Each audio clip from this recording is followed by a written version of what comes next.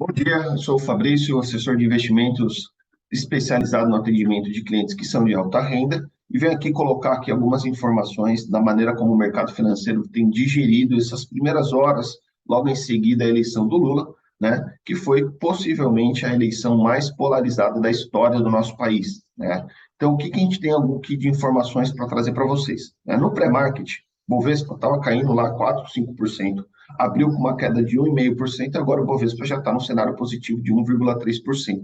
Conclusão da história, o mercado, como sempre, é maníaco-depressivo, fica tentando operar em cima de expectativas, ora vai para um lado, ora vai para o outro. Não é o nosso papel aqui, enquanto profissional do mercado financeiro, colocar vocês dentro desse vai e volta, né? Então, qual que é o nosso posicionamento enquanto escritório de investimentos, enquanto assessor de investimentos, né? Enquanto nós não tivermos claro qual que vai ser a equipe econômica que vai tocar esse país, né, o ministro da Economia, né, se vai ser um time de credibilidade ou não, a gente simplesmente não consegue tomar nenhuma alteração que seja estrutural no portfólio de investimento dos nossos clientes.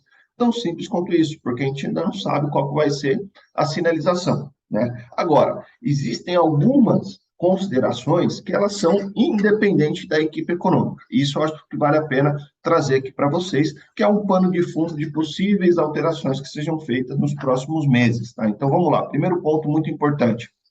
O presidente eleito Lula, ele vai ter um desafio fiscal enorme para conseguir resolver. Digo isso porque o ex-presidente Bolsonaro, ele acabou acelerando, né, as medidas populistas, então reduziu o ICMS, teve aumento do Auxílio Brasil, né, tudo isso, obviamente, pensando numa possível reeleição, né, e aí se você adicionar esse excesso de custo da redução do ICMS, né, mais o Auxílio Brasil, com a carta que o Lula fez, né, anunciando o plano de governo dele, a gente está falando alguma coisa próxima de 3,2 pontos percentuais do PIB. Ou seja, o nosso país vai precisar crescer no mínimo 3,2 pontos percentuais só para fazer caber a carta que o Lula anunciou enquanto presidente do nosso país. Tá? A gente já sabia que o PT tem esse viés, uma outra maneira de fazer política, é menos liberal, ele acredita mais na presença do Estado, né? Então ele vai ter esse caráter assistencialista muito mais forte, e isso vai ser um preço, vai ter um preço, alguém vai ter que pagar esse preço, tá? Então, esse ponto é fundamental e não tem como a gente ignorar. E outra coisa muito importante, né, é que muita volatilidade à medida em que o governo for anunciando quem vão ser os seus principais ministros e o seu time econômico, principalmente a parte técnica dessas pessoas, né? Então, na medida que forem tendo esses anúncios, o Bovespa vai para cima, o Bovespa vai para baixo e assim por diante, tá? Então, vamos atravessar aqui um mar bastante volátil, né? E aí, o que a gente pode esperar também, além desse maior risco fiscal, né? A gente pode esperar aí pela frente uma reforma tributária, né? Por quê? Porque, naturalmente, esse dinheiro vai precisar de vir em algum lugar. Então, vamos taxar mais dividendos? É isso que está na mesa? Sim ou não? Isso vai ser bom para a empresa? Isso vai ser pior para a pessoa física e assim por diante? E também uma reforma administrativa, muito embora eu acredite que uma reforma administrativa feita pelo governo do Lula vai ser uma reforma muito mais branda e superficial do que se fosse feita no governo Bolsonaro, tá? Então, o que a gente precisa de manter aqui no radar é, poxa, vamos ter uma quebra estrutural na forma como a economia vinha sendo tocada? Possivelmente, né? Por quê? Porque provavelmente os bancos estatais, eles passarão a dar créditos subsidiados, né? Então, isso acaba onerando o lucro dessas instituições, né? Então, vai usar os bancos estatais como ferramenta para conseguir colocar em prática os planos do governo, né? Petrobras possivelmente também deve ter alguma interferência, né? Só que a gente ainda não vê nenhum motivo para fazer uma mudança estrutural nas carteiras e nos portfólios, porque, eu repito, a gente ainda não sabe qual que é a equipe econômica que vai tocar esse país pelos próximos 4 anos, tá bom? Então, alguns outros pontos, alguns ruídos, tá? Poxa, está tendo manifestação, eu vi que a Dutra foi fechada, os caminhoneiros estão fechando, etc e tal. Olha, isso é algo pontual, tá? pode ocorrer com alguma ou outra frequência, principalmente porque o Bolsonaro, como ele ainda não se pronunciou e não reconheceu a sua derrota, talvez um risco que esteja na mesa é ele inflamar a base de apoio dele para tentar fazer com que esse processo seja ainda mais desgastante, né? Então vai exigir um terceiro turno, vai tentar provocar o STF, assim por diante.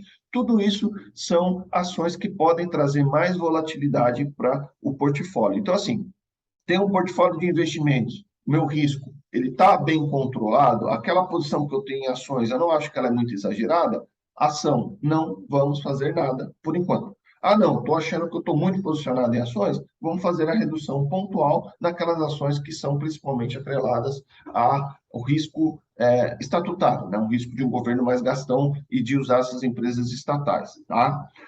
Outra coisa que é bastante importante, né? O Congresso e o Senado que foi eleito é um Congresso e um Senado mais de centro-direita. Então, naturalmente, né, fica muito difícil para o Lula, ele não vai ter um poder enorme para colocar todas as asas de fora e fazer o que ele bem entender. Ele vai ter que negociar e negociar muito bem. Então, isso também é mais um mecanismo de proteção e blindagem que tende a ser benéfico caso os poderes consigam restabelecer o diálogo, coisa que naturalmente a gente sabe com o Bolsonaro, em várias situações, o diálogo era algo um pouco mais difícil de conseguir. Tá? Isso é um fato. Né?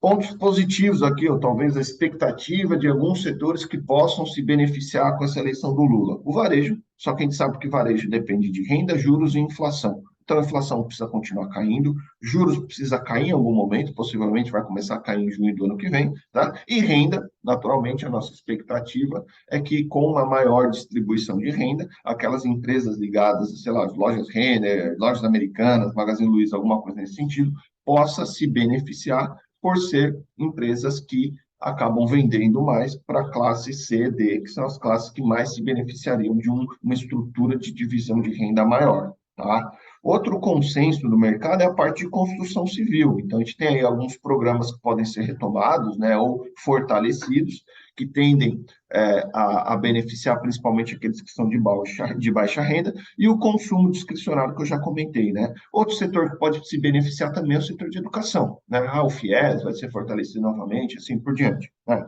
Então, o que eu queria deixar claro aqui para vocês?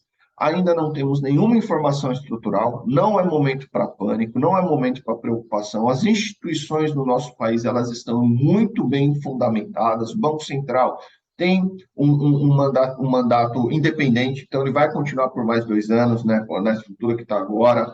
Nós temos as instituições no nosso país, tanto financeira quanto, enfim, polícia, Polícia Federal, etc. e tal. A gente entende que o Brasil amadureceu muito ao longo desses últimos anos e que agora é um momento muito mais de cautela e aguardar, na medida em que a equipe econômica for sendo anunciada, para a gente ir gradualmente tomando as decisões nos portfólios. Tá? Fico aqui à disposição para que cada um de vocês se sinta à vontade para me ligar, para querer marcar uma revisão com a nossa mesa, para poder fazer uma revisão de carteira, enfim, acho que um momento importante de estar próximo e conseguir oferecer valor dessa assessoria é justamente nos momentos mais difíceis, tá? E uma decisão extremamente inteligente, que pode parecer um pouco passiva, mas não fazer nada também é uma decisão. E o meu objetivo aqui agora com esse vídeo é tranquilizá-los, dizendo que ainda é muito cedo para a gente tomar alguma decisão, mas que estamos aqui completamente imergidos e mergulhados